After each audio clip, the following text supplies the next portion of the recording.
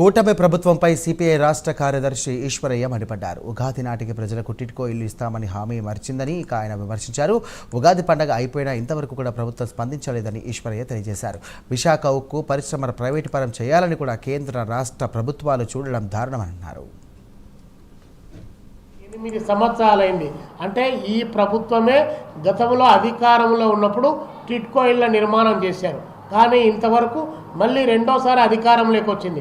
అయినా నిన్న ఉగాది పండుగ రోజు టిట్కో ఇల్లు ఇస్తున్నామని చెప్పేసి మంత్రి నారాయణ గారు ఇంతింతలా వచనాలతో ప్రెస్ మీట్ పెట్టి మరీ చెప్పాడు. అంటే ఉగాది అంటే ఈ ఉగాది కాదా, వచ్చే ఉగాది కాదా, పోయిన ఉగాది కాదా, ఎన్ని ఉగాదులు రావాలి అంటే ఈ సంవత్సరం పేరు కూడా పరాభవ సంవత్సరం వచ్చిందిలే. అందుకని చెప్పేసి జనం పరాభవానికి గురి చేసే పద్ధతుల్లో మీ వాగ్దానాలు కొనసాగుతున్నాయి తప్ప ఆచరణలో లేనటువంటిది. అక్కడేమో విశాఖపట్నంలో ఉన్నటువంటి అనేక త్యాగాలతో, పదవీ త్యాగాలతో, ప్రాణ త్యాగాలతో, 10 సంవత్సరాల పోరాటాలతో, లాఠీ ఛార్జీలతో అక్కడ విశాఖలో స్టీల్ ప్లాంట్ను సాధించుకుంటే ఆ విశాఖ స్టీల్ ప్లాంట్ను అమ్మకానికి పెట్టాడు.